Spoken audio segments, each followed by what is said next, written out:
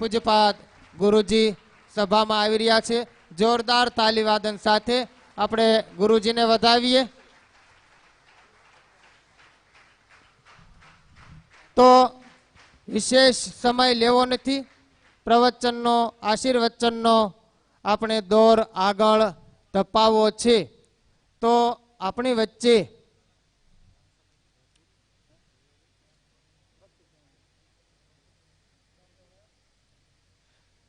ધોરાજીથી પધારેલ પરમ પૂજ્ય ભક્તિ પ્રકાશદાસજી સ્વામી એમને આપણે જોરદાર તાલીવાદન સાથે આપણે આહુત કરીએ। આ પ્રસંગે મૂર્તિ પ્રતિષ્ઠાના પ્રસંગે આપણને રૂડા આશીર્વાદ પાઠવશે।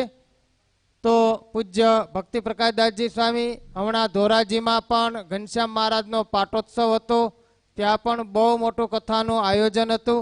એટલે પુરાણી સ્વામી પરમ પૂજ્ય સદગુરુ શ્રી મોહન પ્રસાદ